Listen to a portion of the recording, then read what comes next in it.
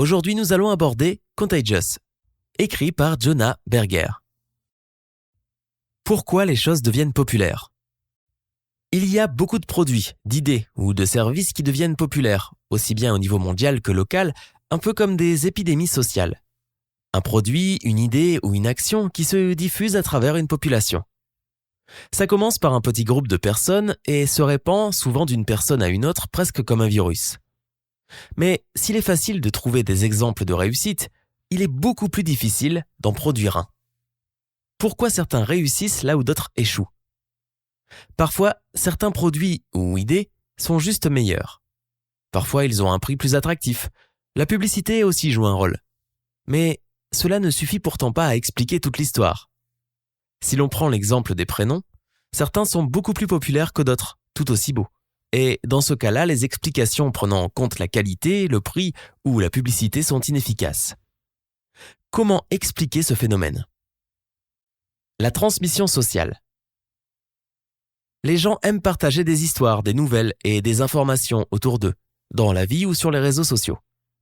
Mais le bouche à oreille n'est pas seulement fréquent, il est aussi important. Ce que les autres nous disent a un impact significatif sur ce que l'on pense, lit, achète ou fait. Il est le facteur principal dans 20 à 50% de nos décisions d'achat. Si la publicité traditionnelle est utile, le bouche à oreille l'est au moins 10 fois plus, et ce pour 2 raisons clés. D'abord, il est plus convaincant. Alors que les publicités nous diront toujours que leur produit est le meilleur, nos amis nous diront franchement si un produit leur a plu ou déplu. Ils sont donc plus faciles à croire. Ensuite, il est naturellement ciblé. On a tendance à partager des informations avec des personnes dont on sait qu'elles vont être intéressées. Générer du bouche à oreille. Tout le monde a accès au bouche à oreille. Il ne coûte rien en publicité, il suffit d'amener les gens à parler. Mais comment ? Les annonceurs ont accueilli les réseaux sociaux comme la voie de l'avenir. La logique est implacable. S'ils peuvent faire que les gens parlent d'eux et partagent leur contenu sur les réseaux, cela se propagera comme un virus et les rendra populaires. Mais il y a 2 problématiques avec cette approche, l'objectif et l'exécution. En réalité, d'après une étude, seuls 7% du bouche à oreille se fait en ligne. Ce chiffre peut surprendre quand on sait que l'on estime à presque 2 heures par jour le temps qu'une personne passe en ligne. Mais on oublie que les gens passent aussi beaucoup de temps hors ligne, plus de 8 fois plus en fait. Cela crée beaucoup plus de temps pour les conversations offline. On a aussi tendance à surestimer le bouche à oreille en ligne car il est plus visible. Les réseaux gardent en mémoire les conversations et commentaires. Ce n'est pas le cas de nos conversations hors ligne. Mais même si elles ne sont pas aussi visibles, elles ont un impact important sur notre comportement. En outre, alors que l'on pourrait penser que les réseaux sociaux touchent davantage de personnes, ce n'est pas forcément le cas. Les gens sont inondés de messages sur les réseaux et ne peuvent pas tout voir. Les conversations en ligne pourraient potentiellement toucher un plus large public, mais puisque les échanges hors ligne peuvent être plus approfondis, il n'est pas sûr que les réseaux sociaux soient la meilleure approche. La seconde problématique est que Facebook et Twitter sont des technologies, pas des stratégies. Le marketing viral est efficace seulement si les gens parlent. Un tweet ou un post Facebook n'a aucun intérêt si personne ne le remarque ou le relaye. 50% des vidéos YouTube ont moins de 500 vues. Seuls 30% en ont plus d'1 million. Exploiter le pouvoir du bouche à oreille, en ligne ou hors ligne, nécessite de comprendre pourquoi les gens parlent et partagent certaines choses plus que d'autres. C'est la science de la transmission sociale. La prochaine fois que vous discuterez en société, prêtez attention à votre conversation. Pourquoi avoir parlé de tel sujet, tel livre, telle histoire plutôt qu'un autre ? Certaines histoires, contenues en ligne ou produits, sont plus viraux que d'autres. Pourquoi ? C'est le sujet de ce livre. Instinctivement, on croit que pour générer du bouche à oreille, il faut trouver la bonne personne. Certaines sont plus influentes que d'autres. Les spécialistes du marketing dépensent des millions pour tenter de trouver ces soi-disant leaders d'opinion, ces influenceurs. L'idée est que s'ils adoptent ou parlent d'un produit ou d'une idée, il deviendra populaire. Mais c'est une erreur.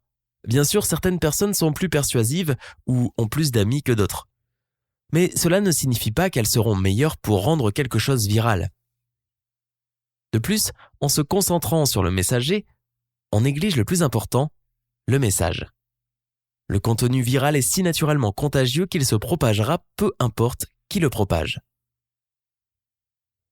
Est-ce que certaines choses sont naturellement virales? Peut-on rendre n'importe quelle idée ou n'importe quel produit viral? De nombreux exemples démontrent un point très important. Ce n'est pas inhérent au produit. Même si des idées ou des produits de tous les jours peuvent générer du bouche à oreille, il suffit de trouver la bonne façon de les aborder. L'étude de l'influence sociale. Plus jeune, passionné de logique et de science, Jonah Berger en est venu à se demander si l'on pouvait appliquer les méthodes scientifiques aux sciences sociales afin de comprendre l'influence sociale et la communication interpersonnelle. Quels sont les comportements humains sous-jacents qui mènent les choses à devenir virales? Les 6 principes de la contagion sociale. Après avoir analysé des centaines de messages, idées et produits viraux, Jonah Berger et ses collaborateurs ont remarqué que les 6 mêmes ingrédients ou principes étaient souvent impliqués. 6 points clés qui nous font parler, partager et imiter. Voilà les 6 piliers de la contagion, des produits ou idées qui contiennent du capital social, qui ont des déclencheurs, provoquent de l'émotion, sont visibles, ont une valeur pratique et sont enrobés dans un récit. 1. Le capital social. Comme les vêtements que nous portons ou la voiture que nous conduisons, les choses dont nous parlons influencent la façon dont nous sommes perçus. C'est le capital social. Créer un nouveau type de monnaie. Le désir de partager nos pensées, opinions et expériences nous suit toute notre vie. Et c'est une des raisons pour lesquelles les réseaux sociaux sont devenus si populaires. Les recherches montrent que plus de 40% de ce dont les gens parlent provient de leurs relations et expériences personnelles, et que c'est parce que c'est ce qui nous procure le plus de plaisir. Mais qu'est-ce qui fait parler de certaines pensées ou expériences plutôt que d'autres? Ce dont les gens parlent affecte ce que les autres pensent d'eux. Ils préfèrent partager des choses qui les font paraître amusants plutôt qu'ennuyeux, malins plutôt que bêtes par exemple. On peut voir le bouche à oreille comme une monnaie sociale qui permet aux gens de faire bonne impression devant leur famille, amis et collègues. Il y a 3 façons de leur faire obtenir ce résultat. Trouver ce qui vous fera être remarqué, exploiter la mécanique du jeu, faire que les gens se sentent dans le secret. Ce qui nous fait être remarqué. Une chose peut être remarquable car elle est nouvelle, surprenante, extrême ou juste intéressante. Elle offre du capital social en permettant à ceux qui la mentionnent d'être eux-mêmes remarqués. Le désir d'approbation sociale est une motivation fondamentale de l'homme. Les choses remarquables sont évoquées plus souvent et les histoires les plus remarquables ont aussi tendance à évoluer davantage dans le temps. Selon les personnes à qui l'on raconte une histoire, on a tendance à l'exagérer pour la rendre encore plus intéressante, même inconsciemment, en particulier lorsqu'elle est racontée devant un groupe. La clé pour trouver ce qui vous fera être remarqué est de penser à ce qui rend quelque chose intéressant, surprenant ou nouveau. Une façon de générer la surprise, et donc d'être remarqué, est d'aller à l'encontre de ce que les gens attendent, de créer du mystère ou de la controverse. N'importe quel produit, service ou idée peut être remarquable. Il suffit de trouver ce qui le fera se démarquer des autres. Exploiter la mécanique du jeu. La mécanique du jeu, ce sont les éléments d'un jeu, d'une application ou d'un programme qui les rendent amusants et captivants. Une bonne mécanique de jeu garde les gens impliqués, motivés. Ils en veulent toujours plus. La mécanique du jeu motive personnellement. Nous aimons tous réussir des choses, les terminer. Mais elle nous motive aussi à un niveau interpersonnel, en encourageant la comparaison sociale. Ce qui importe pour les gens, ce n'est pas vraiment où ils se situent, dans un jeu, financièrement, dans un programme de fidélité. Mais c'est surtout leur position par rapport aux autres, la hiérarchie. Cela génère du capital social parce que bien s'en sortir nous met en valeur. Et lorsque par exemple on obtient des avantages, car on est un voyageur fréquent sur une compagnie aérienne, on aura envie de se vanter de ces avantages, et ainsi on parlera de cette compagnie. Le bouche à oreille sera stimulé. Construire un bon jeu. Pour exploiter la mécanique du jeu, il faut trouver un moyen de quantifier la performance et aider les gens à la rendre visible. Bien sûr, les gens parlent de leur performance, mais c'est encore mieux s'il y a un symbole tangible et visible que l'on peut montrer aux autres. Décerner une récompense à quelqu'un fonctionne de la même manière.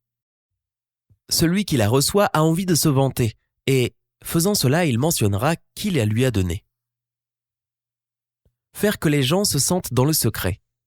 La rareté et l'exclusivité aident à rendre les produits populaires, car cela les fait paraître plus désirables, comme par exemple avec le système des ventes privées flash, plus encore si l'on doit y être invité par des membres existants.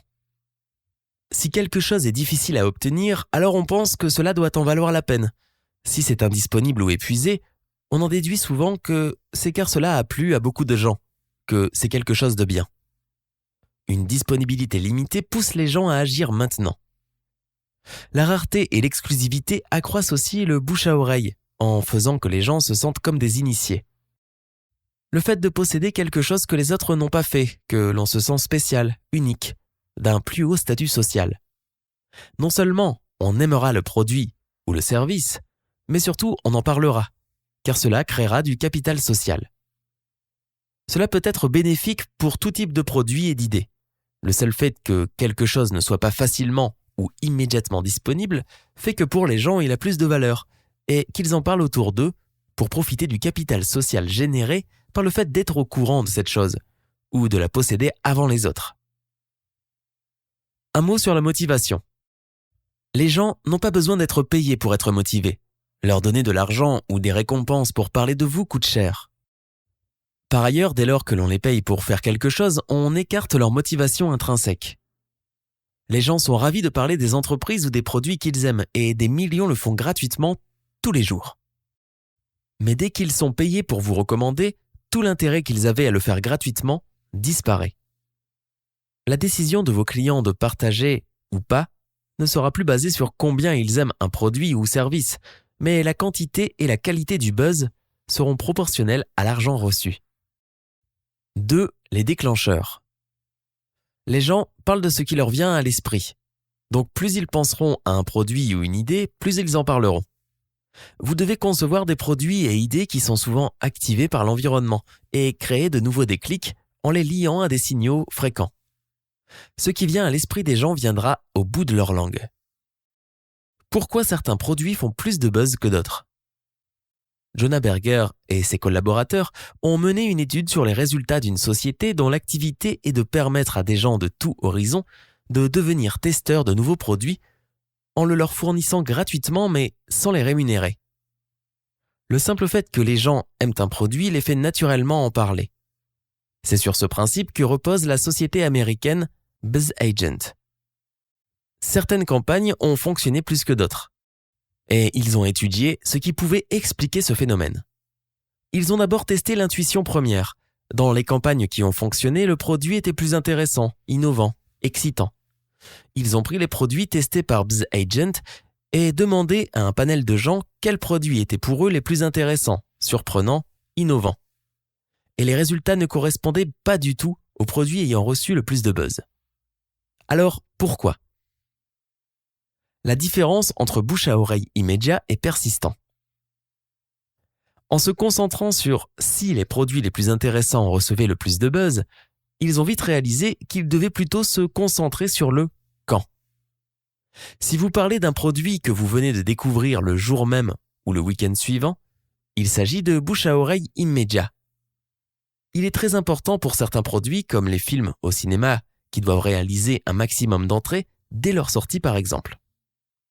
Mais pour la plupart des produits ou idées, le bouche à oreille persistant est également important. Ils ont donc étudié les résultats de BuzzAgent pour savoir si ce sont les mêmes raisons qui provoquent le bouche à oreille immédiat et persistant. Les produits les plus intéressants reçurent le plus de bouche à oreille immédiat. Mais alors, qu'est-ce qui provoque le bouche à oreille persistant ? Comment les déclencheurs affectent nos comportements ? À chaque instant, des pensées nous viennent à l'esprit ou sont plus accessibles que d'autres. Certaines sont toujours présentes, mais beaucoup sont déclenchées par notre environnement. Une vision, un son, une odeur peuvent faire venir une idée à votre esprit. Il est important que des pensées ou idées particulières nous viennent à l'esprit, car les idées mènent à l'action. Déclencher la discussion. Beaucoup de nos conversations quotidiennes sont ce que l'on pourrait appeler du bavardage. Plus qu'une vraie conversation, il s'agit plutôt de combler le silence. Dans ces cas-là, on parle de ce qui nous vient à l'esprit, d'où l'importance des déclencheurs. Des produits ennuyeux, mais dont on se sert tous les jours, bénéficieront d'un bouche à oreille persistant, car leur souvenir sera déclenché quotidiennement. Vous devez donc considérer l'environnement. Dans la plupart des cas, lorsque nous faisons une publicité, les clients potentiels ne sont pas immédiatement en position de l'acheter. C'est là que les déclencheurs sont importants. Ils vont, inconsciemment ou non, rappeler aux gens le produit qu'ils voulaient acheter. Et les déclencheurs expliquent aussi pourquoi le bouche à oreille négatif peut avoir des retombées positives. Les gens en entendent parler et le produit dont il est question leur vient à l'esprit. Par exemple, ils ont noté que, pour de jeunes auteurs peu connus, une très mauvaise critique littéraire dans le New York Times peut faire bondir les ventes de près de 45%.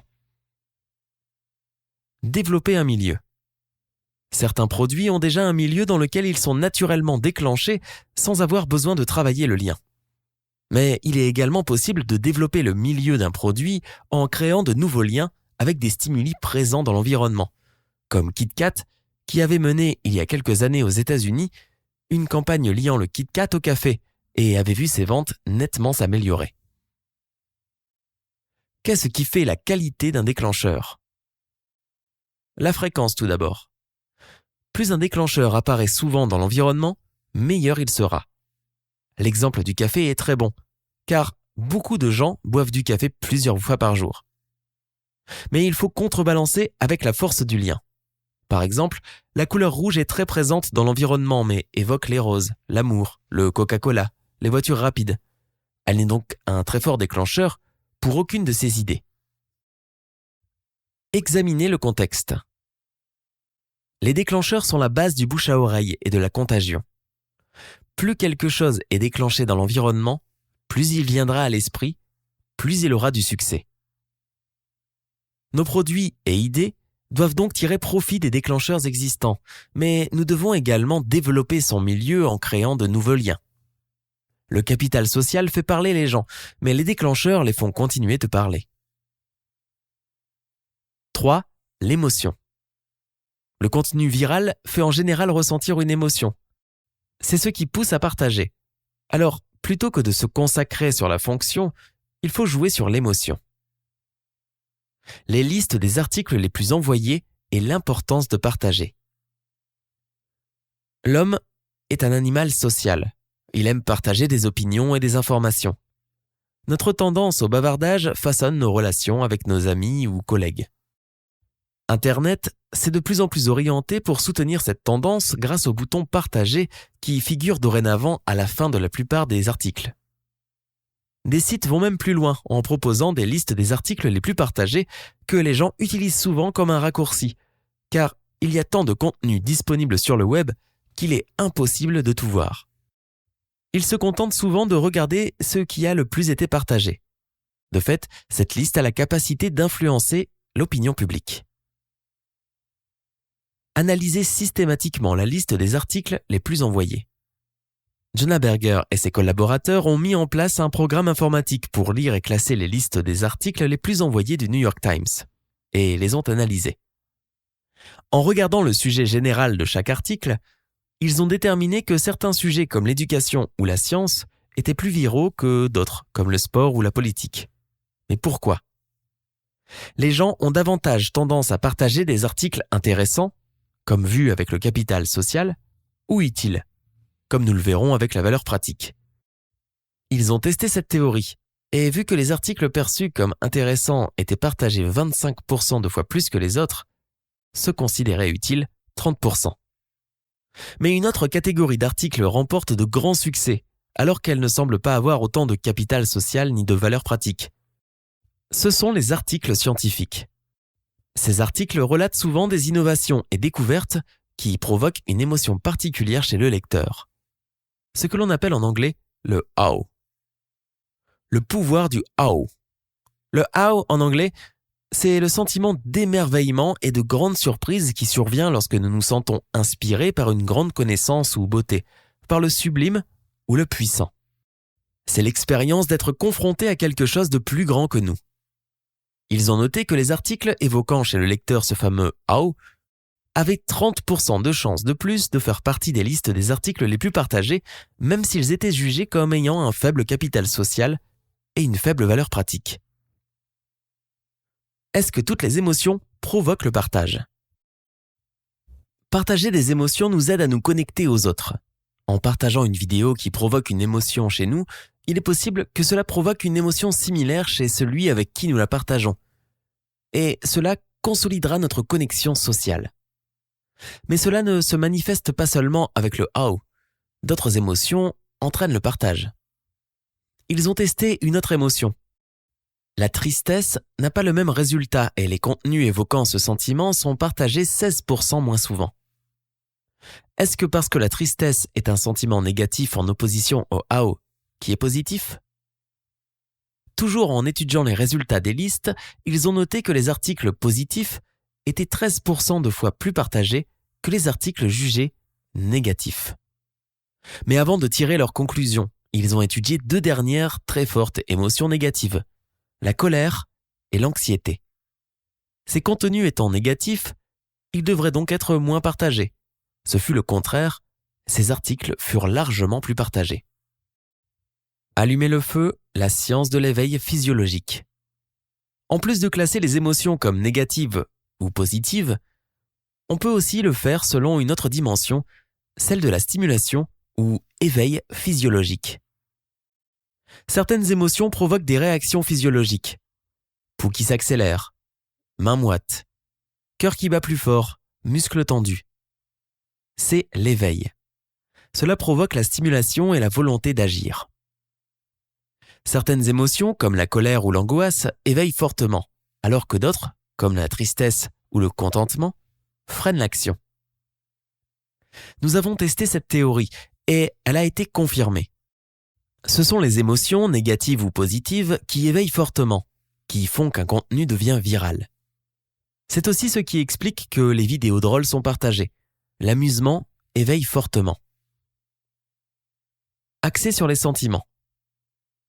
Certains produits ou idées paraissent naturellement convenir pour susciter l'émotion, mais n'importe quel produit ou service peut mettre l'accent sur les sentiments, même ceux pour lesquels cela ne semble pas évident au premier abord. Pour trouver le noyau émotionnel d'une idée, Chip et Dan Heath, dans leur livre « Ces idées qui collent », proposent de poser 3 fois la question « Pourquoi ?» pour trouver l'émotion qui se cache derrière une idée ou un produit. Prenons l'exemple des recherches en ligne. Pourquoi est-ce important ? Parce que les gens veulent trouver de l'information rapidement. Pourquoi ? Pour trouver les réponses dont ils ont besoin. Pourquoi les veulent-ils ? Pour qu'ils puissent établir des relations, atteindre leur but, réaliser leurs rêves. Là, on commence à susciter de l'émotion. Attiser le feu avec des émotions qui éveillent fortement. Lorsque l'on essaye d'utiliser des émotions pour développer le partage, il faut choisir celles qui vont attiser le feu, celles qui éveillent fortement et vont pousser les gens à agir. Pour les émotions positives, exciter les gens ou les inspirer en leur montrant comment ils peuvent faire avancer les choses. Pour les négatives, les mettre en colère, ne pas les rendre tristes. Ajouter du piment à une histoire ou une publicité peut avoir un grand impact sur le partage. Ils ont testé cette théorie en ajoutant à la même histoire soit de la colère, soit de l'humour. Le nombre de partages augmenta de la même façon dans les 2 cas. Les annonceurs ont tendance à éviter d'utiliser des émotions négatives dans leur campagne de peur de salir l'image de la marque. Pourtant, les émotions négatives peuvent, si elles sont utilisées correctement, augmenter le bouche à oreille. L'anxiété ou le dégoût, qui éveillent fortement, stimuleront la transmission, la tristesse, qui éveille peu, la ralentira. Bad buzz. La technologie a permis aux gens de s'organiser plus facilement derrière un intérêt ou but commun. En leur permettant de se connecter aisément et rapidement entre eux, Les médias sociaux donnent la possibilité aux individus de se trouver, de partager de l'information et de coordonner des plans d'action. Certains de ces mouvements sociaux croissants sont positifs, mais ils peuvent être négatifs. De fausses rumeurs ou ragots peuvent circuler et se développer. Et de la même façon, ce sont les contenus qui éveillent le plus qui auront tendance à se propager, comme les messages de colère à propos d'un service client ou d'angoisse sur le sujet de la santé par exemple. En tant qu'annonceur, pour tenter d'étouffer un potentiel bad buzz, il est donc important de surveiller les conversations en ligne. En cherchant des mots comme en colère, énervé, furieux par exemple dans les tweets ou les posts de leurs clients, il est possible de s'adresser aux utilisateurs mécontents avant que leur message ne fasse boule de neige. L'exercice nous fait partager. Pour terminer sur les émotions, ils ont cherché à savoir si le fait d'avoir les sens en éveil avant d'être en face d'un contenu nous pousserait à le partager. Et ce fut le cas. Le fait d'être stimulé par quelque chose, même extérieur, nous pousse à partager. C'est ce qui pourrait expliquer par exemple les gens qui parlent et se confient énormément aux étrangers dans les avions. L'anxiété générée par le trajet en avion met leur sens en éveil et les pousse à discuter et à partager. Sur cette base, ils ont conclu que les publicités intervenant lors de programmes où il y a beaucoup de suspense ou d'angoisse, ou celles positionnées dans les salles de gym, entraîneront davantage de bouche à oreille. Les émotions poussent les gens à agir. Elles nous font rire, crier et pleurer, et elles nous font parler, partager et acheter. C'est pour cela que nous devons nous concentrer sur les sentiments. 4. La visibilité. Il est difficile d'imiter ce que l'on ne voit pas.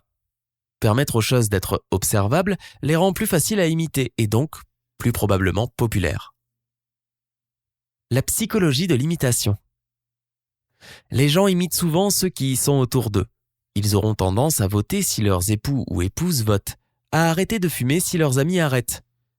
Ils le font en partie parce que le choix des autres procure de l'information. À chaque instant, nous faisons des choix, et parfois, lorsque nous hésitons, nous regardons ce que font les autres, et supposons que si d'autres font quelque chose, cela doit être une bonne idée. Les psychologues appellent cela la preuve sociale. C'est ce qui pousse les barman à mettre un peu de monnaie dans le pot à pourboire au début de leur service. Si les gens voient que d'autres ont déjà donné, ils auront tendance à faire de même. Le pouvoir de l'observabilité. Les gens ne peuvent imiter que les comportements qu'ils peuvent voir. Ils ne peuvent voir les pensées. Ils ne font qu'imiter les comportements. Si un restaurant est bondé, ils penseront que c'est parce que la cuisine est bonne et entreront. Mais si l'on ne peut voir l'intérieur du trottoir, ils ne verront pas ce comportement et seront moins enclins à entrer. La visibilité accroît également le bouche à oreille. Plus quelque chose est facile à voir, plus on en parle. Elle stimule aussi les achats et l'action. Comme vu avec les déclencheurs, les indices de l'environnement ne font pas qu'améliorer le bouche à oreille. Ils rappellent aussi aux gens ce qu'ils avaient déjà envie d'acheter ou de faire. Alors, plus quelque chose sera visible, plus il déclenchera d'action. Rendre le privé public. La plupart des produits, idées et comportements sont consommés en privé. S'ils ne vous le disent pas, vous ignorez beaucoup des comportements de vos amis, collègues ou voisins. Et si cela vous est égal, c'est très important pour le succès des organisations, des entreprises ou des idées. Si les gens ne peuvent pas voir ce que les autres choisissent ou font, ils ne peuvent pas les imiter. Plus encore, ils peuvent changer leur comportement s'ils ont l'impression que leurs avis ne sont pas partagés. Résoudre ce problème requiert de rendre le privé public, en générant des signes publics pour des choix, des actions et des opinions privées. Prendre ce qui était une pensée ou un comportement inobservable et le rendre visible. Se faire sa propre publicité.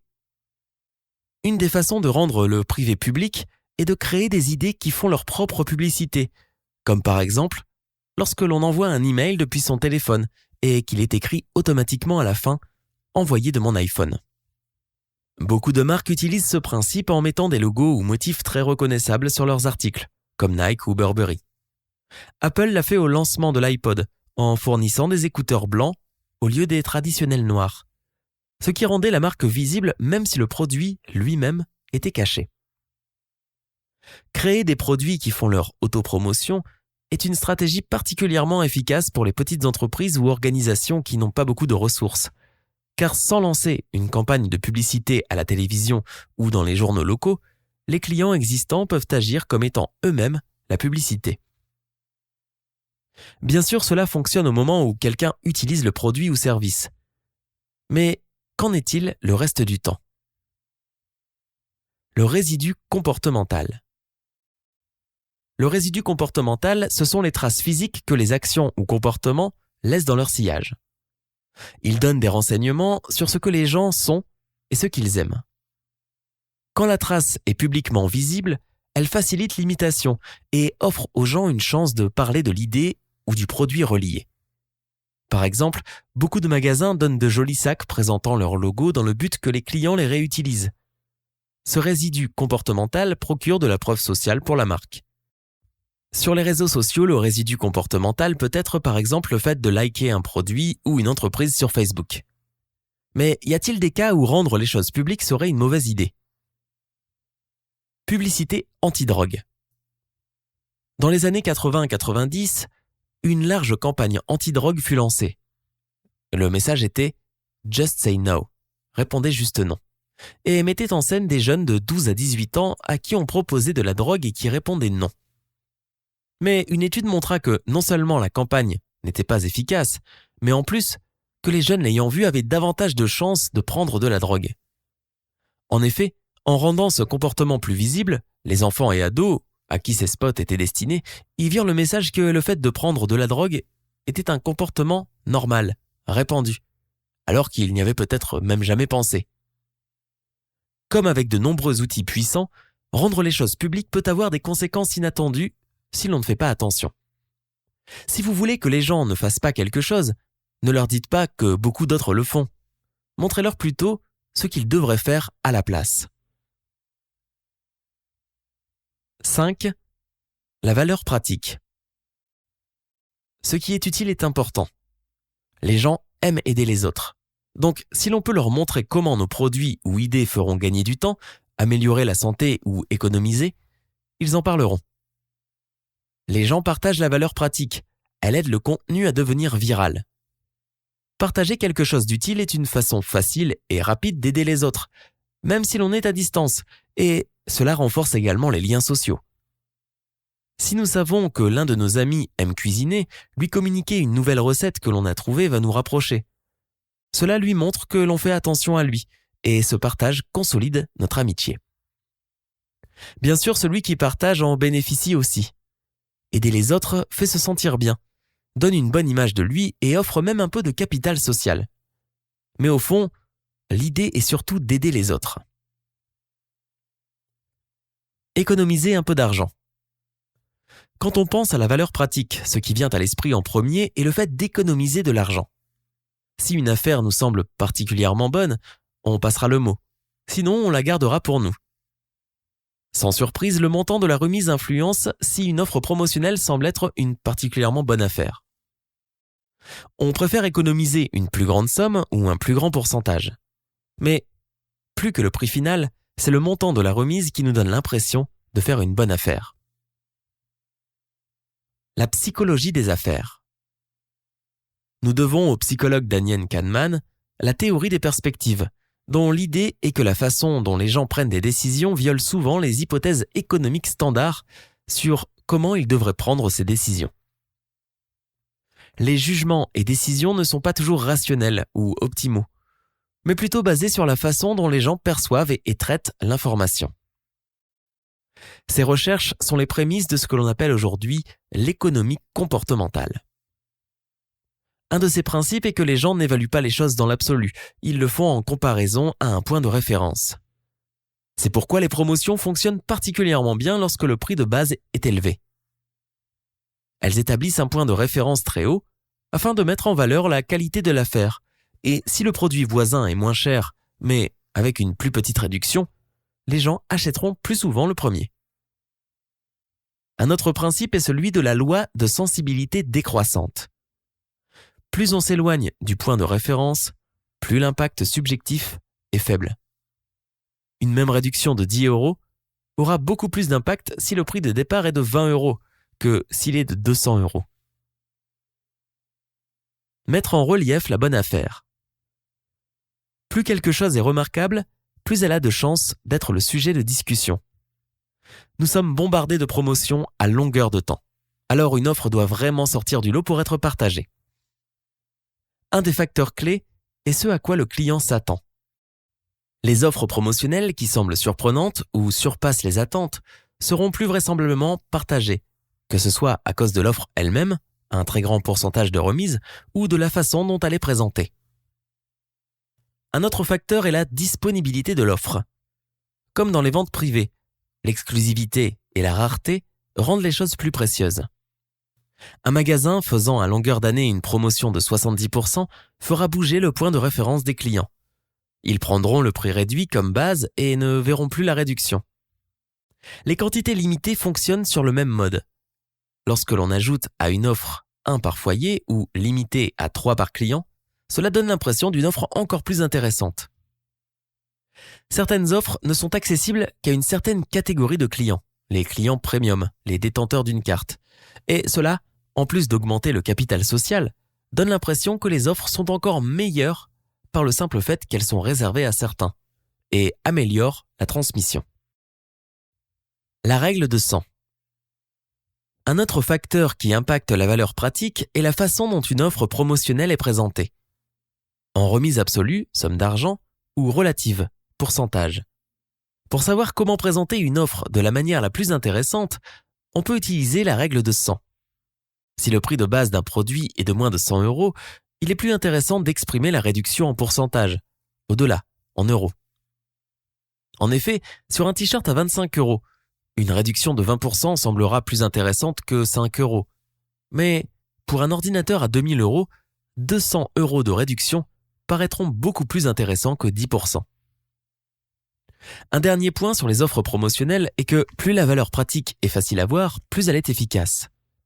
Si l'on prend l'exemple des cartes de fidélité des magasins grâce auxquelles on cumule des points, il est difficile, même pour le possesseur de cartes, de savoir combien il a capitalisé. Si un magasin montrait sur la caisse au moment du passage combien le client a cumulé de points ou économisé, cela pourrait non seulement encourager d'autres personnes à prendre la carte, mais aussi à parler à d'autres de la valeur pratique de cette carte. Comme vu dans le chapitre de la visibilité, il est difficile de parler de ce que l'on ne voit pas. Plus que l'argent. Les informations utiles sont une autre forme de valeur pratique. Aider les gens à faire ce qu'ils ont envie de faire ou les encourager à faire ce qu'ils devraient faire. Comme vu dans les résultats de la liste des articles les plus envoyés du New York Times, les articles les plus partagés concernent la santé et l'éducation. Les recettes de cuisine ainsi que les critiques de restaurants sont également très partagées. Tous ces articles sont des articles utiles.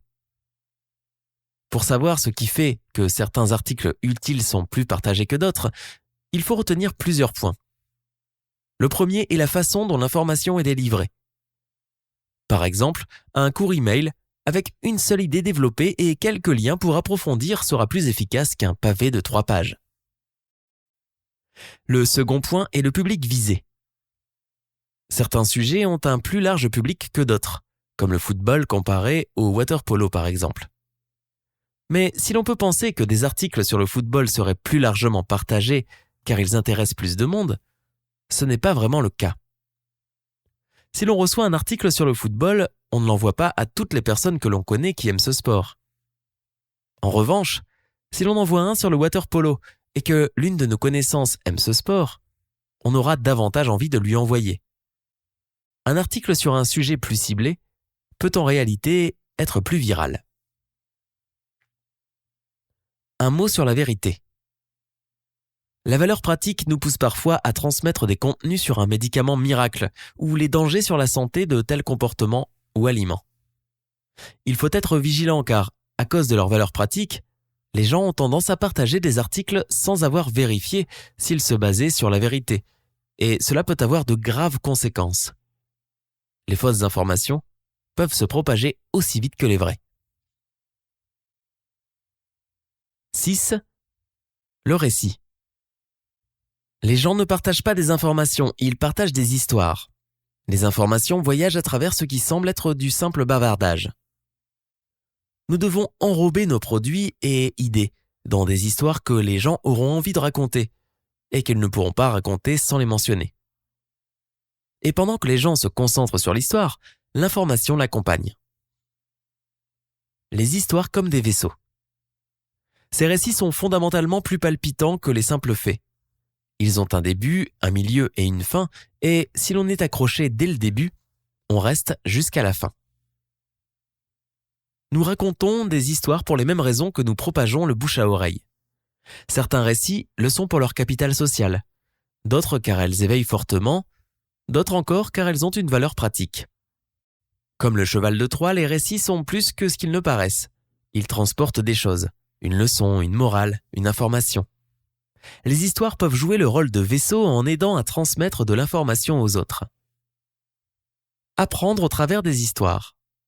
Les histoires sont une importante source d'apprentissage culturel et nous aident à comprendre le monde. Elles nous donnent des informations concrètes qui nous auraient coûté beaucoup d'argent ou de temps à récolter par nous-mêmes.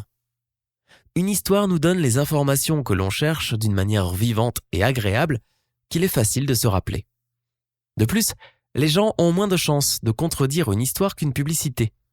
Il est difficile de ne pas être d'accord avec une chose spécifique, arrivée à une personne spécifique.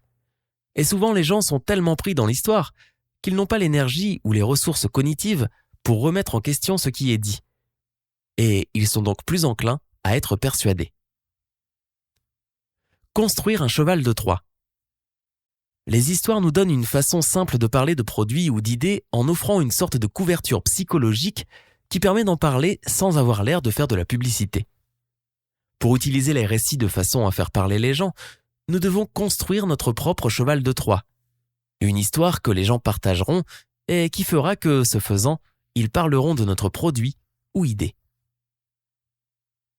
Donner de la valeur à la viralité. Lorsqu'ils essayent de faire parler les gens, beaucoup oublient un détail important. Ce dont les gens vont parler. Il faut créer du contenu qui ait un rapport avec le produit ou l'idée que vous tentez de promouvoir. Il y a une grande différence entre faire parler les gens d'un contenu ou les faire parler de ceux qui ont créé ce contenu. La clé est alors de non seulement rendre un contenu viral, mais donner de la valeur à cette viralité. C'est le cas quand la marque et le produit sont intégrés à l'histoire, tissés si profondément dans le récit qu'il est impossible de le raconter sans les mentionner. Dans chaque histoire, il y a des éléments essentiels et des détails superflus, et votre produit doit être un élément essentiel. Lors de la transmission d'une histoire, certains détails sont oubliés ou déformés, mais pas les éléments essentiels. Bien sûr, vous pouvez rendre votre histoire amusante, surprenante ou divertissante. Mais si les gens ne la relient pas à vous, cela ne vous aidera pas beaucoup, même si elle devient virale. Alors, construisez un cheval de Troie contenant du capital social, qui ait des déclencheurs, qui soit plein d'émotions, visible, qui ait une valeur pratique, mais n'oubliez surtout pas de cacher votre message dedans. Épilogue. Si vous essayez de rendre une idée ou un produit contagieux, pensez à ces 6 piliers. Le capital social, on partage ce qui nous met en valeur. Les déclencheurs, ce qui nous vient à l'esprit nous vient sur le bout de la langue. Les émotions, quand ça nous touche, on partage. La visibilité, ce qui est conçu pour être vu est conçu pour grandir. La valeur pratique, on partage ce qui est utile. Le récit, on partage des histoires. Cela peut faire partie intégrante du produit, mais cela peut aussi être construit autour. Suivez ces 6 principes, ou même quelques-uns d'entre eux, et vous pourrez capter de l'influence sociale et du bouche à oreille pour faire que n'importe quel produit devienne viral. Le mieux dans tout cela, c'est que n'importe qui peut le faire. Cela ne requiert pas un énorme budget de publicité, un génie du marketing ou un gène créatif. De nombreux contenus viraux sont créés par des gens qui ne sont pas célèbres et n'ont pas des milliers de followers sur Twitter. Ils se sont juste basés sur un ou plusieurs de ces principes et ont rendu leurs produits ou idées plus populaires. Fiche Action Contagious Jonah Berger. Comment amener votre produit ou idée à faire le buzz? En utilisant les 6 piliers de la contagion sociale. Le capital social. Est-ce que votre produit ou idée donne une bonne image de celui qui en parle? Qu'est-ce qui fait que votre produit ou idée se démarque des autres? Comment créer une mécanique de jeu? Comment quantifier la performance?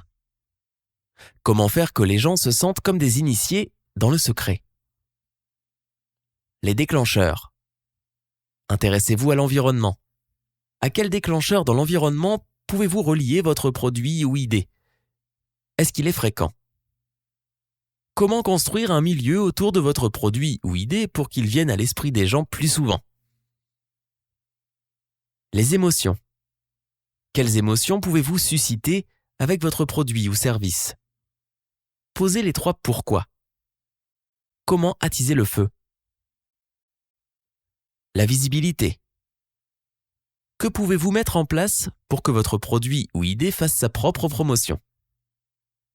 Est-ce que les autres peuvent voir si quelqu'un utilise votre produit ou idée? Sinon, comment rendre le privé public? Quel résidu comportemental puis-je créer? La valeur pratique. Est-ce que parler de votre produit ou idée aide les gens à aider les autres? Comment mettre en valeur la bonne affaire?